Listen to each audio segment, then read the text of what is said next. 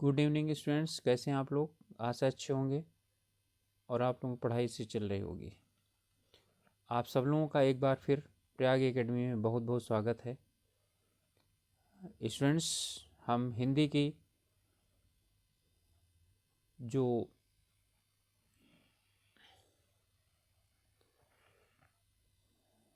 Test series प्रारंभ किए हुए थे, उसी टेस्ट सीरीज़ में अब हम आगे आज कुछ मिश्रित प्रश्नों को पढ़ेंगे। ठीक है, मिश्रित प्रश्नों में आप लोगों को ध्यान देना है कि इसमें कई तरह के प्रश्न आएंगे। ठीक है, अब आप अपनी हिंदी को क्या कीजिए, परखने की कोशिश कीजिए।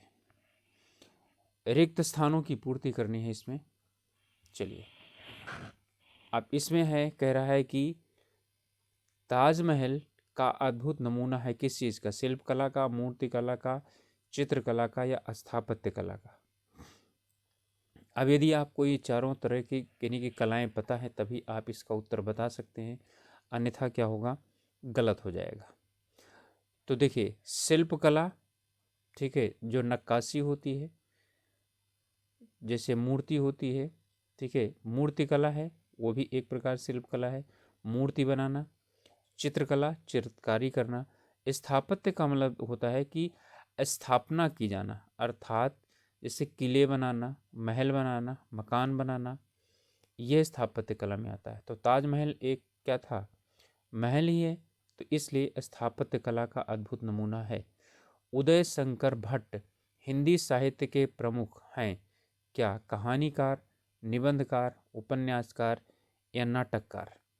तो उदय शंकर भट्ट के विषय में जब तक आप जानेंगे नहीं तब तक आप बता नहीं सकते। तो उदय शंकर भट्ट हिंदी साहित्य के प्रमुख नाटककार है।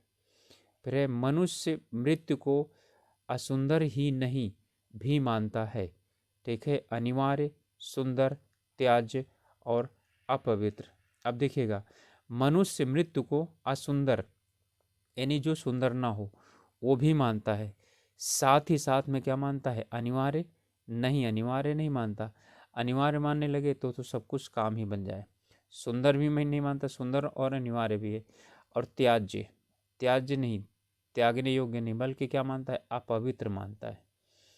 ठीक है, फिर अगला प्रश्न है,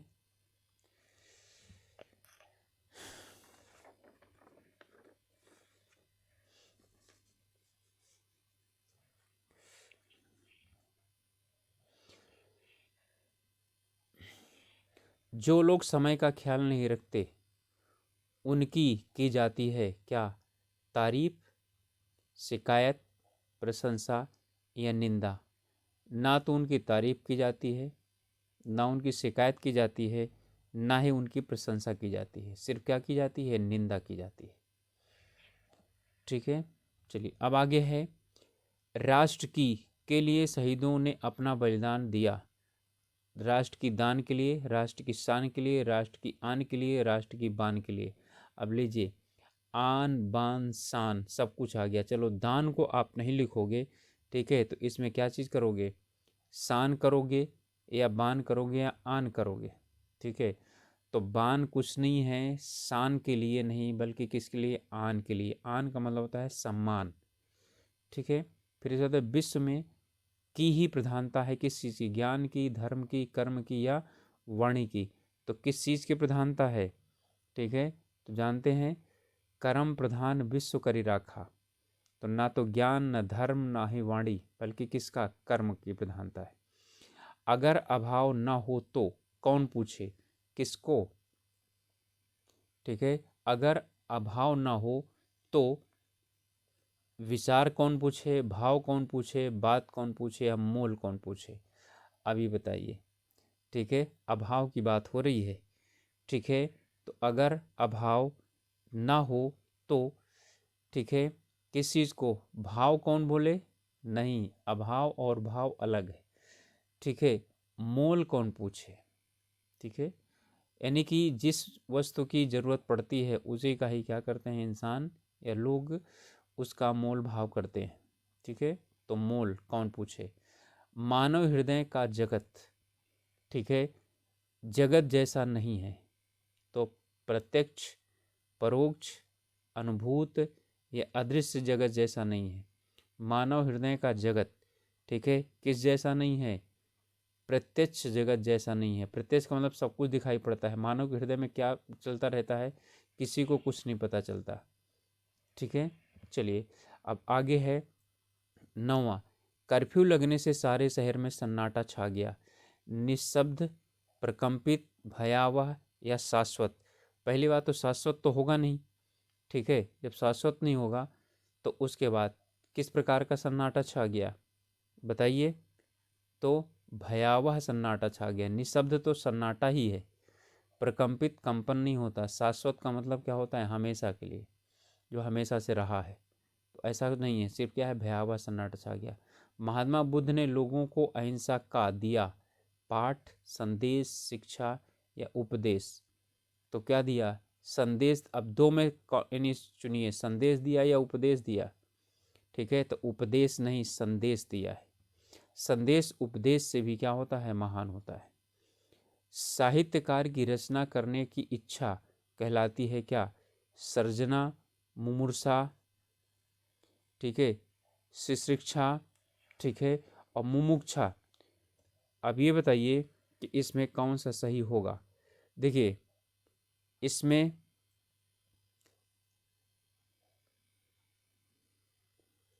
साहित्यकार की रचना करने की इच्छा क्या कहलाती है? सर्जन कहलाती है, सर्जना। मुमुक्षा, ठीक है, मृत्यु इच्छा, और मुर्मुषा, सॉरी, मुमुक्षा मृत्यु की इच्छा, शीर्षा और मुमुषा ये अलग हैं। इसमें सिर्फ सर्जना है, ठीक है। सर्जना का मतलब साहित्य रचने की क्षमता या इच्छा। प्रेमचंद ने अपनी कहानियों द्वारा साहित्य में पैदा किया, ठीक है, क्या पैदा किया? क्रांति, कांति या क्रांति या तरणी या भुक्ता, ठीक है। तब भुक्ता और तरणी तो क्या चीज़ है? ये अलग अलग ही हैं, ठीक है। नाव, ठीक है। अब दोनों में से आपको यानी कि चुनना है। कांति या क्रांति पैदा कर दी, तो क्या पैदा कर दिया था? कांति नहीं पैदा की थी। कांति का मतलब चमक, क्रांति पैदा कर दी थी। अतिशय के क्षणों में आंसू अनायास टपक पड़ते हैं। तो अतिशय रहस्य, अतिशय हर्ष या अतिशय उत्सर्ग, उत्कर्ष या अतिशय संघर्ष। तो जब बहुत ज़्यादा खुशी होती तो भी इंसान में क्या होता? अपने आप आंसू आ जाते हैं। तो अतिशय हर्ष, ठीक है। तो अतिशय हर्ष के क्षणों में। फिर वृद्ध भिखारी को दो रोटी खाकर हो गया, वृद्ध भिखारी दो रोटी खाकर हो गया क्या? तप, ठीक है, तप्त या तृप्त या तृण। तृण का मतलब बहुत पतला सा घास का टुकड़ा। तप्त का मतलब ताप, तप का मतलब भी इन तपस्या। तो तृप्त, तृप्त का मतलब क्या होता है?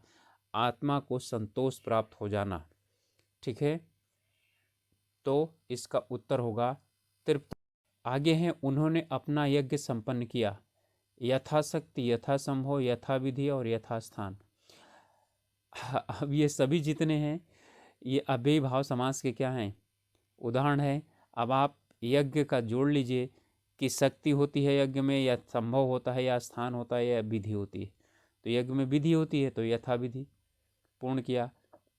उसने अपना पक्ष सिद्ध किया बुद्धिपूर्वक, बलपूर्वक, विधिपूर्वक या दृढ़तापूर्वक। अपना पक्ष कैसे सिद्ध किया जाता है? ठीक है, बलपूर्वक तो किया नहीं जाता, न विधिपूर्वक किया जाता है, ठीक है। तो किस प्रकार से किया जाता है? यानी कि अपना वो जो है पक्ष किस प्रकार से रखा जाता है? तो बुद्धिपूर्वक या बलपूर्वक या विधिपूर्वक या दृढ़तापूर्वक, ठीक है। तो किस में आएगा? विधिपूर्वक में आएगा, ठीक है। ना तो दृढ़तापूर्वक और ना ही इसमें बुद्धिपूर्वक भी नहीं आएगा, बलपूर्वक भी नहीं आएगा, दृढ़तापूर्वक भी नहीं, विधिपूर्वक। यानी जिस प्रकार से उसको अपना पक्ष रखना चाहिए वैसे उसने अपना पक्ष रखा। अगला प्रश्न है, जैसे जैसे अंधेरा, हमें आगे में कठिनाइयाँ होने लगी। तो अंधेरा क्या होने लगा? निकलता गया, चढ़ता गया, फैलता गया, ये आता गया, ठीक है। तो अब इसका उत्तर क्या होगा? तो अंधेरा फैलता गया ना, ना तो अंधेरा निकलता है, ना चढ़ता है, ना आता है, ठीक है। तो जैसे जैसे अंधेरा फैलता गया, वैसे वैसे हमें कठिनाई होने लगी। चलिए, इसके बाद अगला प्रश्न है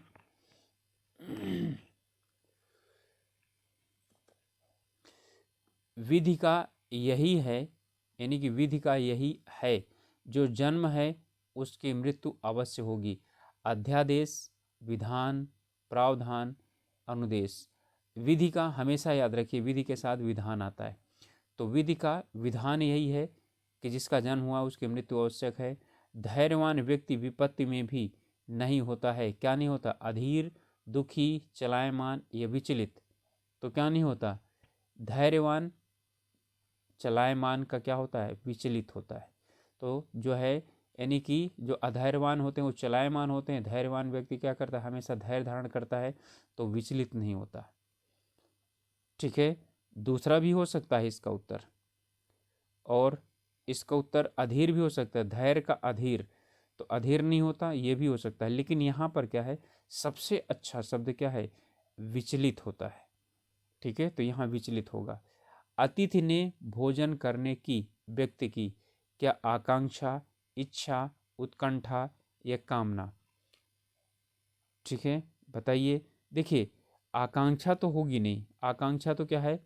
वही, यानी सभी ये जितने हैं ये सब इच्छा के ही अर्थ हैं, परंतु यहाँ पर भोजन की इच्छा की जाती है, ना कि आकांक्षा अथवा कामना। ठीक है, कामना वो चीज़ है जो यानी कि मन से की जाए और वो बाद में भविष्य में पूरी हो। ठीक है, उत्कंठा का मतलब जानने की इच्छा, और आकांक्षा का मतलब ये चीज़ उसे प्राप्त हो। तो यहाँ पर है इच्छा व्यक्त की। अब आगे,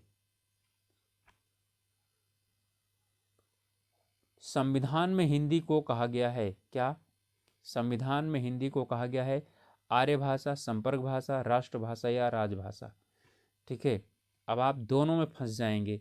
राष्ट्रभाषा कहा गया है, राजभाषा क्या कहा गया है? ठीक है, तो बताइए। राष्ट्रभाषा नहीं बल्कि राजभाषा कहा है। राजभाषा परिनियमावली, ठीक है, 343 अनुच्छेद से लेकर के 351 तक भारतीय संविधान में हिंदी राजभाषा के रूप में वर्णित की गई है।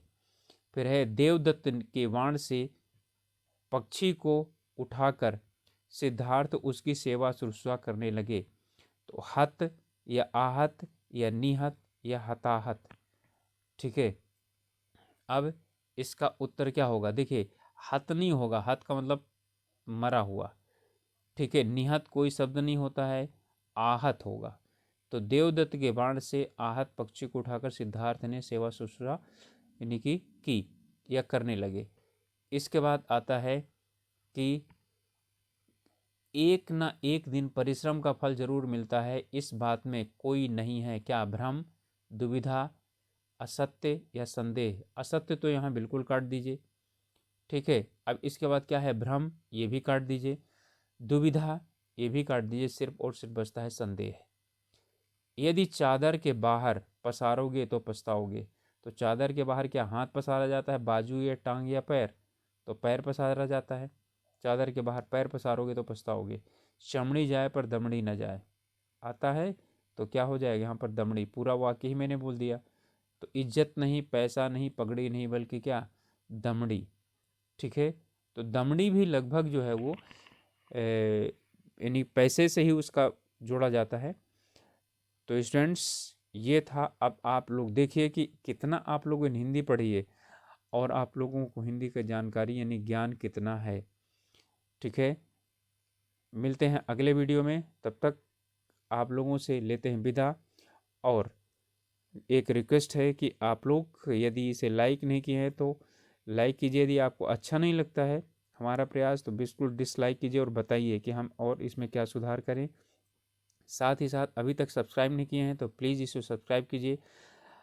अपने दोस्तों और अपने समूह में क्या चीज़ की इसे यानी कि रेगुलेट कीजिए, शेयर कीजिए, जिससे कि और दूसरे लोग मिल करके हमारे साथ, हम लोगों के साथ मिल करके और अपनी तैयारी कर सकें। चलिए, इसी आशा से जो है आपसे विदा लेते हैं कि फिर हम एक दूसरी वीडियो लेकर के आएंगे। तब तक के लिए ऑल द बेस्ट।